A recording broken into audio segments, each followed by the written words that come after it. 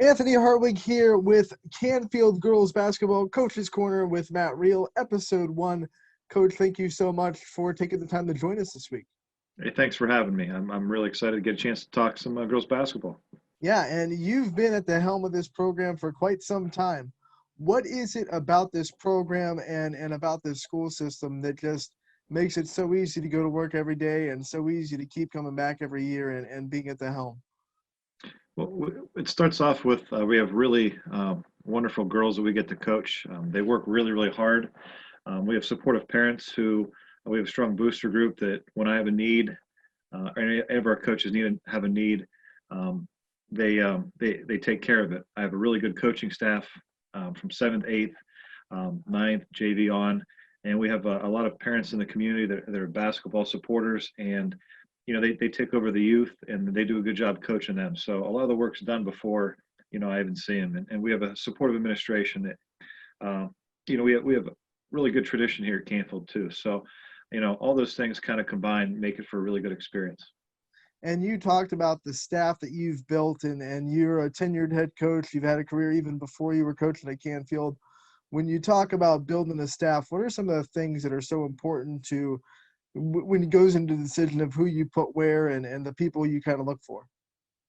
The first thing I want is I want coaches that are going to be about the development of the girls first.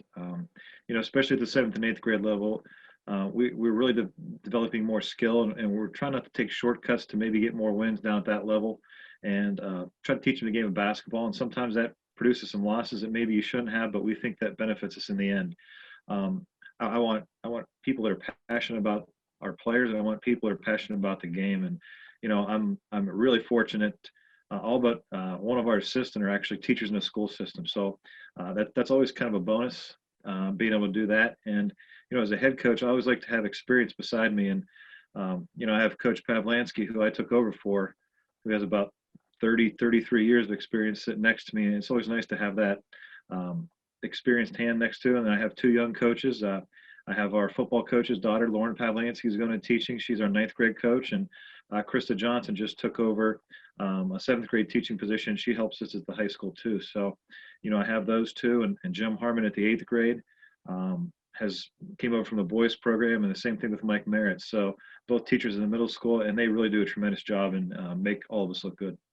And when you talk about this team you have this year, it's been an up and down year. COVID has definitely taken its toll on everyone, not just you. What kind of things have you seen from your group and your girls as you have persevered through this season and where you guys are right now? Um, you're right with the challenge.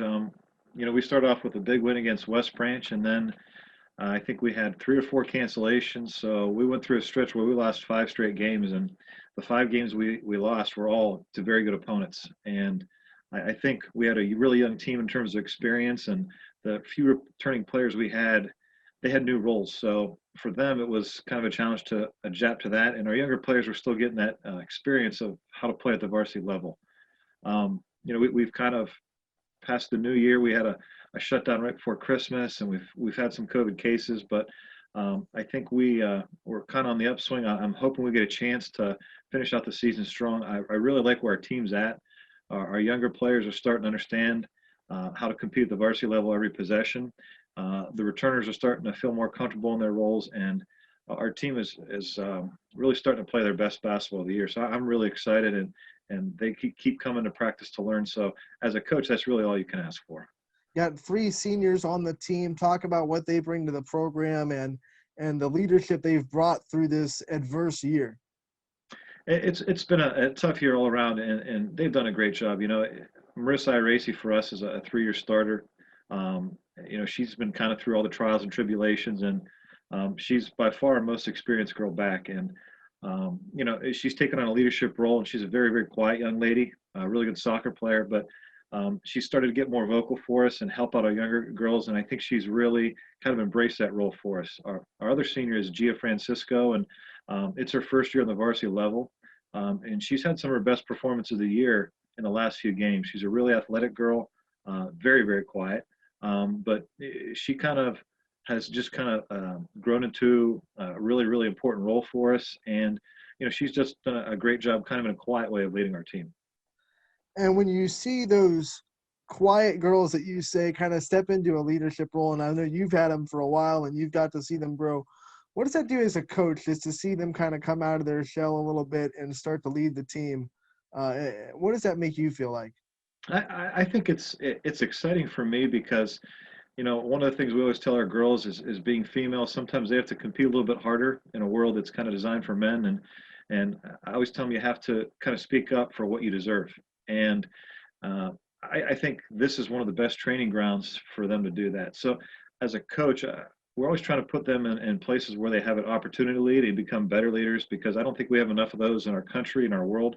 And I'm not saying that we're doing anything great, but it's more that they have the character and the willingness to do it. And to me, that's just really, really exciting to see the growth, from 7th and 8th grade, and some of these girls we've seen since 5th grade. It's just really exciting.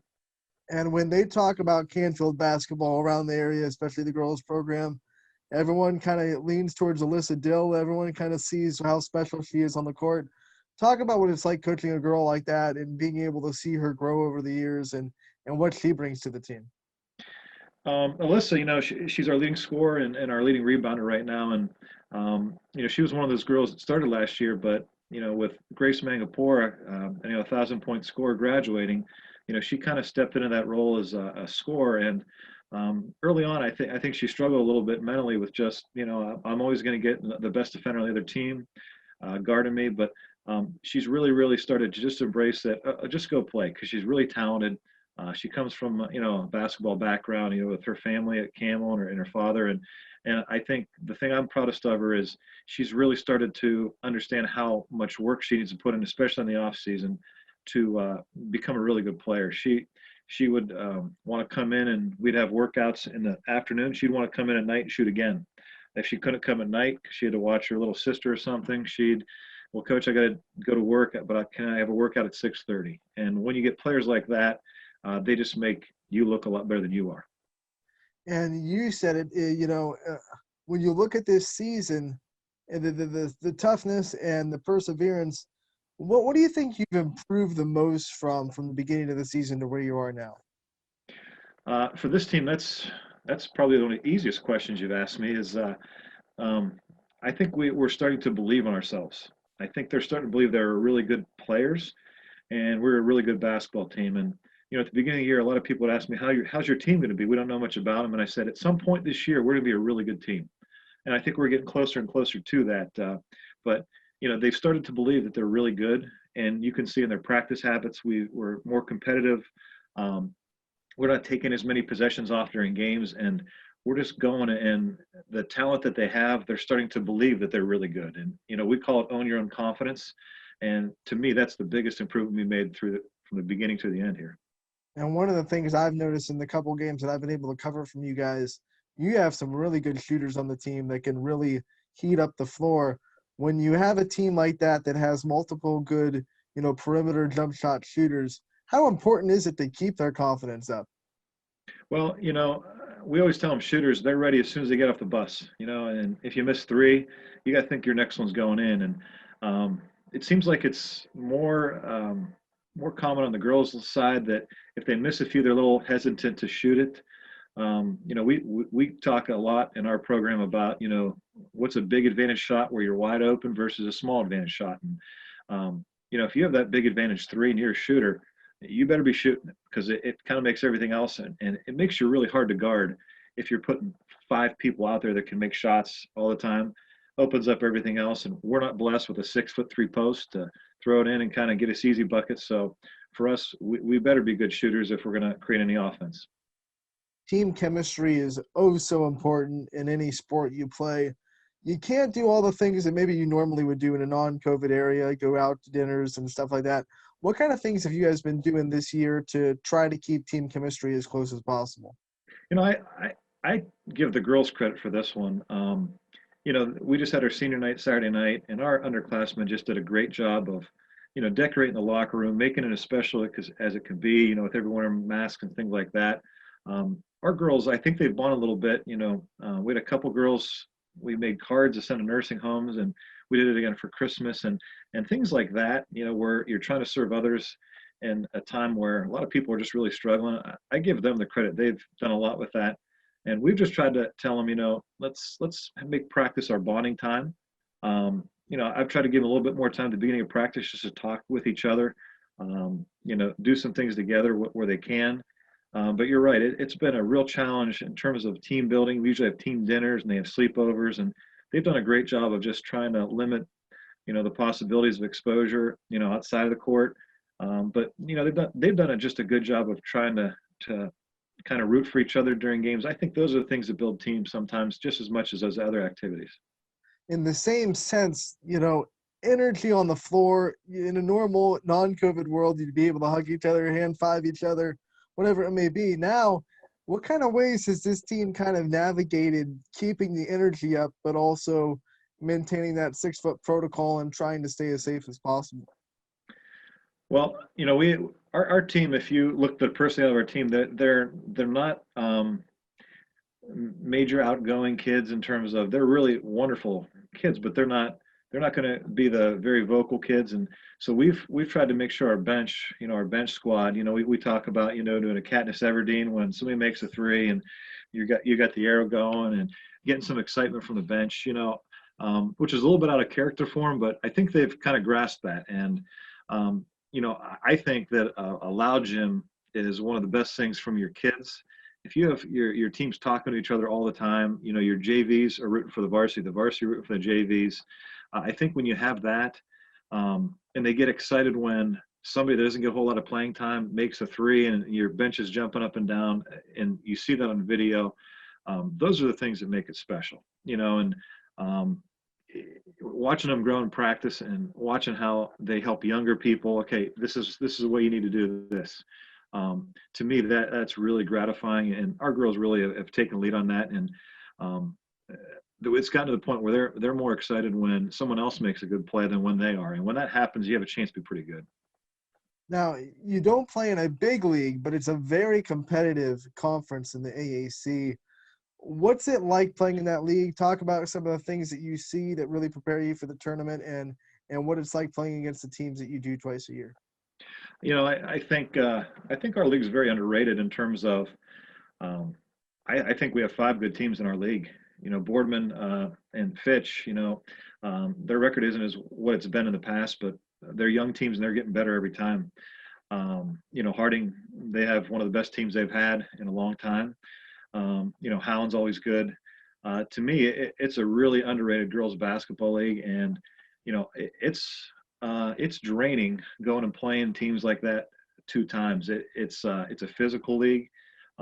It's mentally demanding, but I think it does help you get ready for tournament time. The fact that we're the smallest D1 enrollment rise, and so we're going to be playing against bigger schools, and all the schools in our league are bigger than us, which is great because it gives us great preparation. So I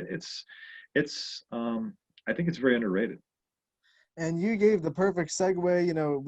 We all know that you're the smallest D1 team in the state, and you got to prepare for that tournament any way you can. And especially this year with the Super District, we talked after your last game how much more difficult that's going to be because of the unfamiliarity of the teams you're going to play. What kind of things excite you about the challenges that are going to come with that? I think, as a competitor, you always want to kind of measure yourself up against the best teams in the state. And, I think the Federal League, for one, is one of the best leagues in the state for girls basketball, really competitive.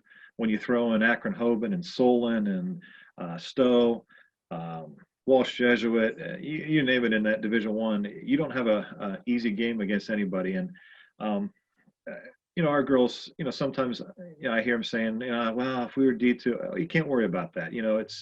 That's completely out of our control. So we're going to take a look at it as a really opportunity for us to make some noise in the Division I tournament. I don't think anybody's expecting us to make a big run, but we do. And for us, I think that we're going to step up to the challenge. And, in Division I, you could very easily play a great game in a sectional semifinal, and you might be done because you're playing a really good team. Whereas maybe in some other divisions, you're probably going to make district semi. We were fortunate enough to make it to a district semi, and Warren got us for the 3rd time last year, but it was a great experience playing in a district semi. I'm kind of curious what it's going to look like with 4 home games for the higher seed, possibly going to district final. I think it'll be a little bit different, but my hope is if we do have to go on the road that, the limited fans might kind of even things out a little bit. And you talked about it, the aspirations of trying to make a run and being almost the underdog, because last couple of seasons Canfield had high expectations. You had a great roster. People expected you to really make noise in this district. Now, maybe a little bit of the underdog role. Do you think that'll help you guys go forward? Our team is one of those teams I think they really relish being underestimated. And we use that to our advantage. I've talked to a few of my friends that are coaches in the Canton Akron area, and all of them said, you're a team that nobody really wants to play because we can see you getting better. And I said, well, there's some teams in the Akron Canton we really don't want to face that much either. But our team really likes being the underdog. I think they like being people underestimate them because they've started to learn how to play with a little bit of a chip on their shoulder, not in a bad way, but in a good way where we're going to go prove to some people that we're better than you may think we are. And, sometimes that's a little bit easier than being the heavy favorite. So we're going to try to use that to our advantage and just keep getting better. And we said it at the top, you have a long coaching career. Who are some of your coaching mentors that helped you out in the beginning and kind of molded who you are today as a coach? I was pretty fortunate in high school. I played for Tom Fender at Austintown Fitch and, Coach Wash and Coach Conroy. And they gave me a really, really good basketball background. I was fortunate enough, my father was the 8th grade coach at Canfield, and so I started helping him out a little bit volunteering during college.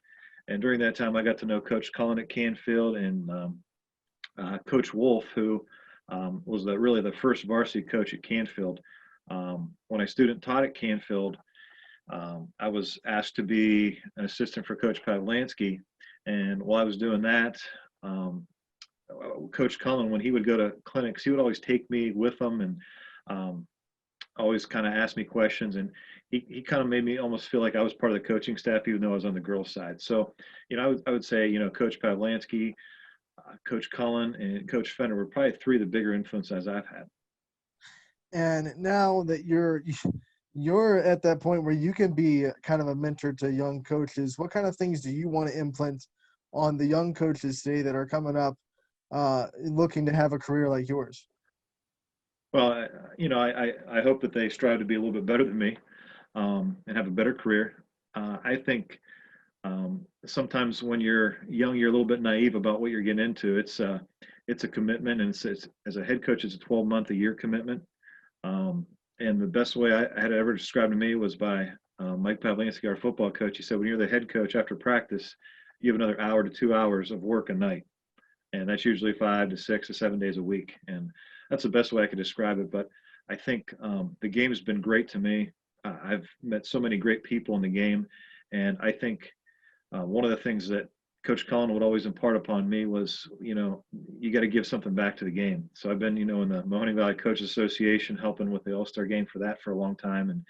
And I think it's important for young coaches just to maybe not worry about wins and losses as much, but, making better people and helping them kind of grow personally. And if you do that, I think that kids are going to naturally want to come and be part of your program. And the wins and losses will take care of themselves. So, I think you also have to be a student of the game. And I think a lot of people just think they know it all. And you got to find people that are smarter than you and have experience and just listen to them, because there's a lot of people willing to help, and the coaching community is great in that regard. So, I kind of wish younger coaches would reach out more. Because there's a lot of veteran coaches that really want to help them, because it's a lonely job sometimes as a varsity coach.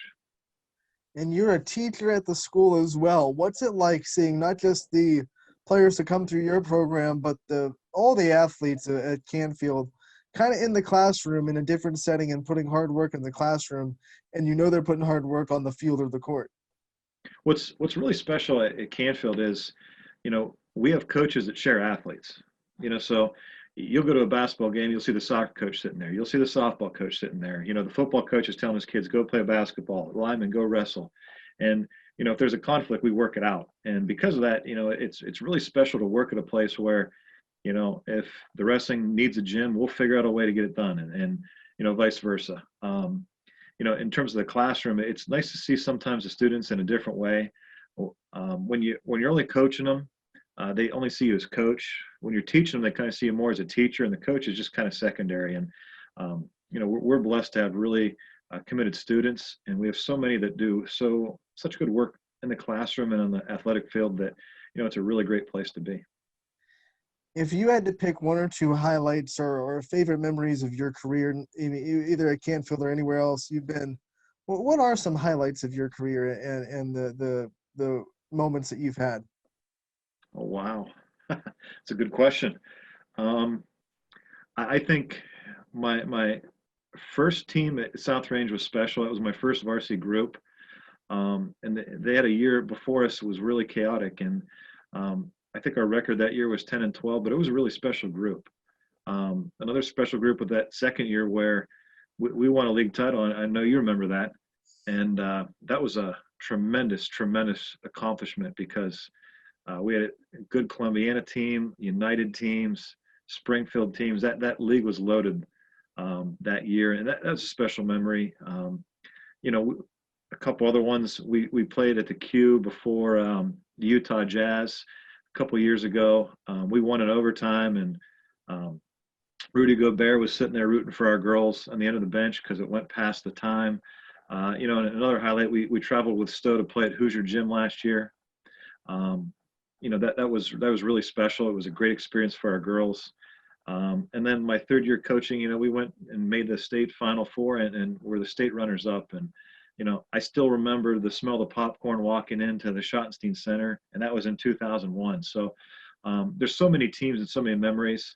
I would be remiss without saying probably my best one was the one year my father was diagnosed with cancer during a tournament run.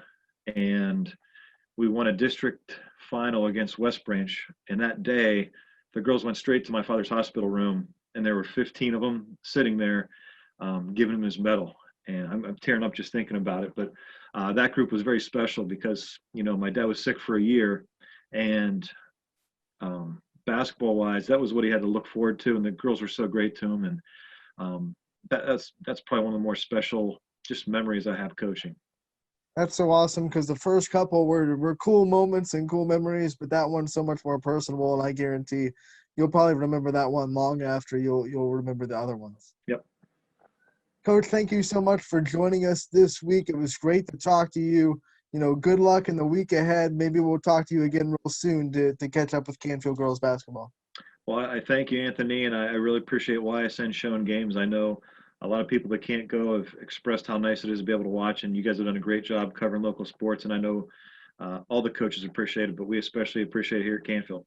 Well, we know the hard work you guys put in, and you definitely deserve it. Thank you.